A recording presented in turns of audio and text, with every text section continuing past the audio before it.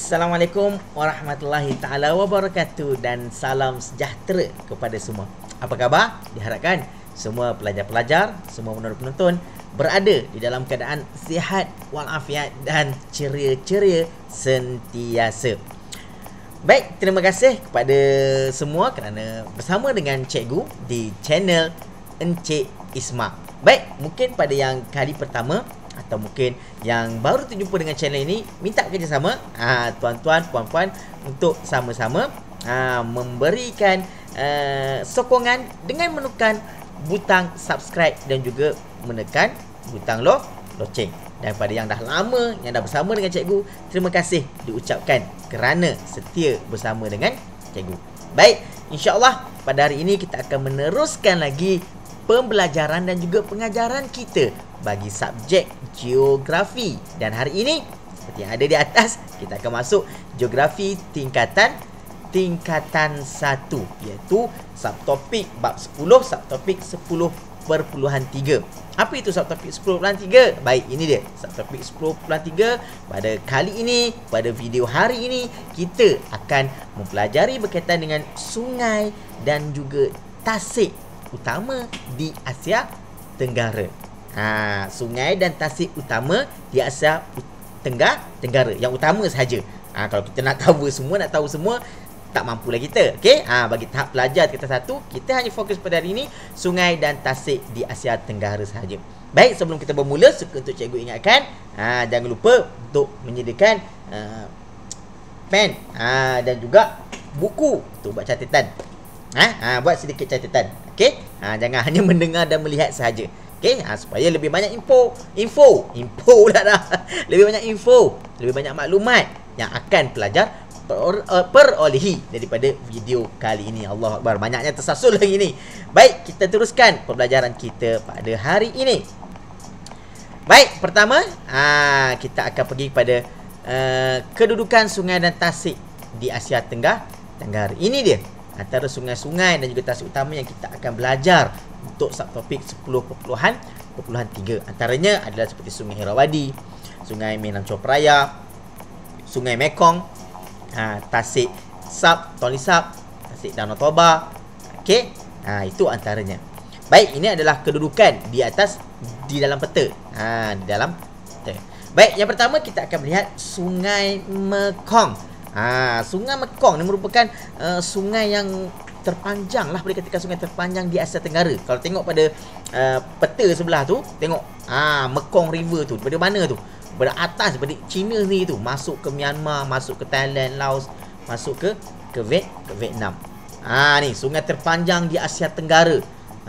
Dan ke-12 terpanjang di dunia, Sungai Mekong, iaitu sejauh 4,880 km. Jauh tu, boleh tahan.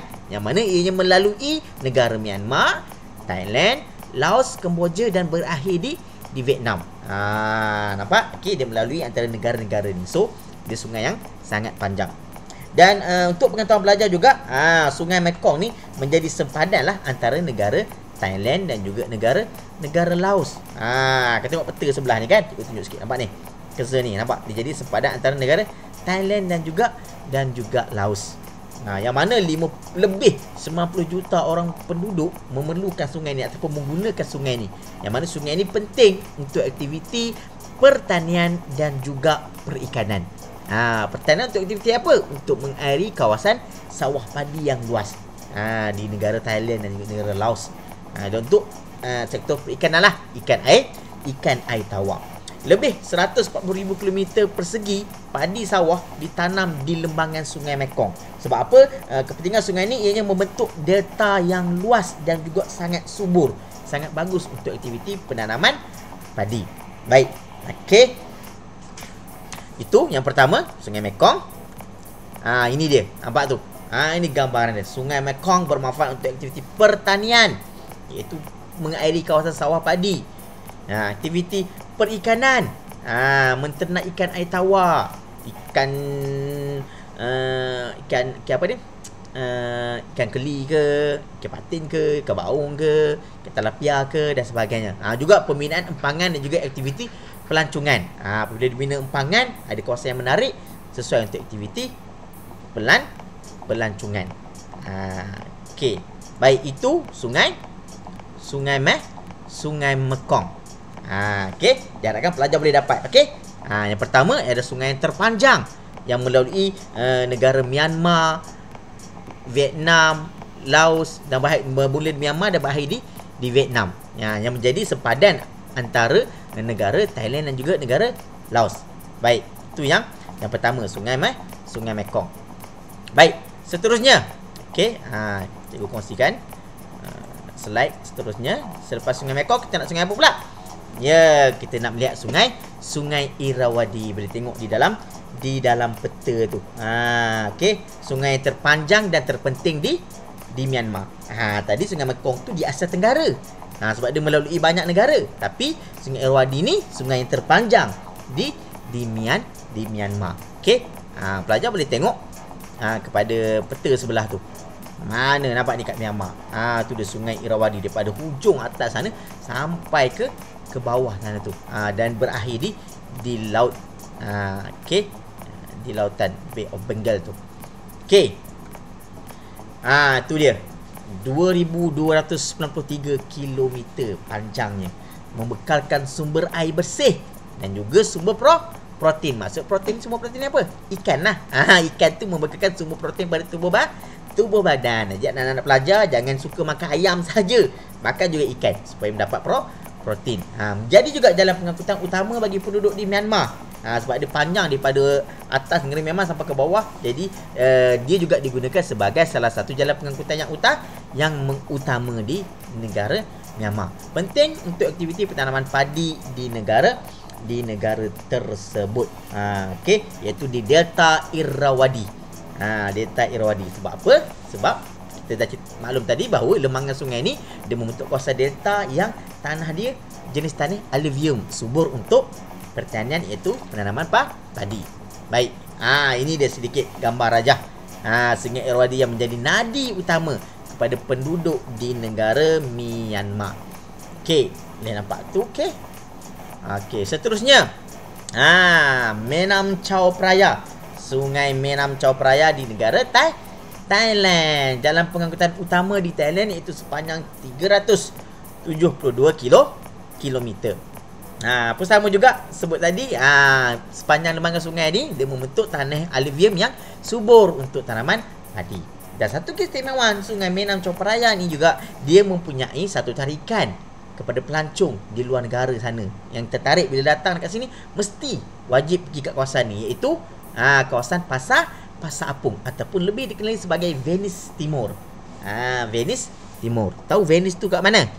Cari Venice tu kat mana? Venice tu adalah kawasan di Itali. Yang popular di Itali. Okey, ni dipanggil Venice di Timur sebab dia berada di timur di negara Thailand. Baik, sungai ni juga penting untuk mengangkut kayu balak dan juga penumpang. Nampak tu sungai tu? Sungai Menam Chao Phraya tu dia menghubungkan banyak kawasan. Jadi dia penting untuk kawasan pengangkutan. Ini dia. Nampak? Tu bawah tu Pasar Apung, unik. Aktiviti jualan. Berbagai jenis barangan jualan dijual di atas sungai, di dalam perahu. Orang yang nak membeli tu pun terpaksa menaiki teksi perahu pergi ke kedai-kedai tu. Ni menariknya Sungai Menam Chao Phraya di Thailand. Nampak tu juga membantu meningkatkan ekonomi negara melalui perniagaan dan juga pelancongan. Apabila nampak tu kat bandar besar dia tu, jadi pelancong bolehlah menikmati keindahan ataupun menyusuri Sungai Menam Chao Phraya ni untuk melihat bandar-bandar yang menarik di negara Thailand. Baik, habis sungai. So sungai 3 saja. Kita masuk Sungai Mekong, Sungai Irrawaddy dan juga Sungai Menam Chao Phraya. Itu 3. Sikit je kan? Sebab yang utama je kita masuk. Tak semua, yang utama. Ada lagi sungai lain kat negara tersebut, tapi kita ambil yang utama. Seterusnya Tasik Tonle Sap ataupun Tasik Sap. Okay, Tasik Sap. Tonle tu bahasa Vietnam, dia namakan Tasik lah. Tasik Sap. So sebenarnya Tasik Sap ataupun Tonle Sap. Kita panggil Tonle Sap je. Kalau Tasik Tonle Sap, Tasik Sap. Tempat Tonle tu maksudnya adalah Tasik. Okey, itu untuk makluman sedikit lah pada pelajar. Ini dia Tasik Tonle Sap. Tasik semula jadi air tawar yang terbesar di sekitar kawasan Asia Tenggara. yang meliputi keluasan 2,569 km persegi. Wah, besar tu. Kalah kat Malaysia, kalah Tasik Kenyir kan. Okey. Penting untuk aktiviti pelancongan, sumber air domestik dan juga mengairi kawasan pertanian. Itu sawah apa? Padi. Pelancongan biasalah bila Tasik, awak pergi melancong naik kawasan Tasik, menikmati keindahan alam. Sumber air domestik ni bermaksud air domestik. Sumber air domestik ni, domestik bermaksud, istilah domestik di sini adalah kegunaan harian. Membasuh, gosok gigi, masak, semuanya kita gunakan air. Dan di negara Vietnam ini dia menggunakan air daripada Tasik Sap ini ataupun Tonle Sap ini. Yang mana pada musim kemarau pula, musim kemarau yang nyata, air ini menjadi surut. Jadi Tasik jadi cetek dan kegiatan perikanan giat dijalankan. Bila air cetek, lagilah banyak aktiviti pertanian dapat dijalankan. Sebab kalau sebelum kemarau Tasik dia dalam sukar sikit lah kan. Bila air dah cetek, mudah sikit. Jadi kegiatan pertanian tu lebih giat pada musim kemarau. Bukan nak bermaksud pada waktu lain tak giat. Ada, tetapi pada musim kemarau kegiatan perikanan dia adalah lebih giat. Ini dia. Nampak tu, dia menjala situ. Aktiviti ekonomi di sekitar Tasik Tonle Sap di Kemboja. Maaf kita bukan Vietnam, Kemboja. Cambodia.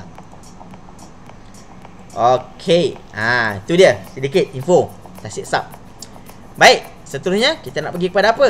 Ini insya-Allah last bau list untuk ni. Tasik yang kedua, iaitu Tasik Toba di Indonesia. Danau tu bermaksud Tasik. Bahasa Indonesia, Danau Toba, Tasik Toba. Itu dia, Lake Toba. Kan nampak dia. Bahasa Inggeris panggil Lake Toba. Bahasa Indonesia panggil Danau Toba. Bahasa Melayu kita boleh panggil Tasik Toba. Tapi kita dah biasa panggil Danau Toba je lah. Okey. Terletak di Sumatera Utara Indonesia. Terbentuk di kawasan pegunungan. Kita dah bagi tahu sebelum ni bahawa ini merupakan tasik vulkanik paling dalam dan terbesar di dunia. Maksudnya tasik ni terbentuk disebabkan oleh aktiviti letusan gunung berapi. Okey. Saiz Danau Toba 100 km panjang, 30 km. Seterusnya boleh bacalah dalam slide tu. Membekalkan sumber air domestik juga dan menjadi kawasan eko pelancongan yang terkenal di Indonesia. Sebab kalau pergi ke Danau Toba ni, dia punya view tu sangat cantik. Ini dia. Cikgu tunjukkan view dia sangat cantik. Tasik Danau Toba. Okey, boleh tengok kat situ. Kawasan yang sangat menarik untuk kita tonton bersama. Baik, itu sahaja pada kali ini. Kita dah mempelajari sungai Junga Tasik utama, iaitu sungai utama adalah Sungai Mekong, Sungai Irrawaddy, Sungai Menam Copraya, Tasik Tonle Sap dan juga Tasik Danau Toba. Okey, baik, itu sahaja buat video pada kali ini. Diharapkan video ini bermanfaatlah kepada pelajar-pelajar di luar sana. Baik, seperti biasa, sebelum kita meninggalkan ini, sukalah untuk cikgu maklumkan pada pelajar-pelajar, okey, sekiranya video ini bermanfaat, menyeronokkan, mintalah kita sama tekan butang like. Nak komen boleh komen, nak dapatkan maklum balas apa-apa ke, nak bagi komen kritik untuk menambah baik ke, tak ada masalah. Sekiranya bermanfaat, boleh share pada rakan yang lain. Dan jangan lupa, kalau yang belum subscribe, tekan butang subscribe. Baik, terima kasih kerana menonton channel cikgu ni sama-sama mempelajari subjek geografi. InsyaAllah kita jumpa lagi di lain waktu, di lain masa. Ingat, geografi is fun. Geografi is all about us. Thank you for listening. Assalamualaikum dan bye-bye. Sayonara, arigatou gozaimasu. See ya.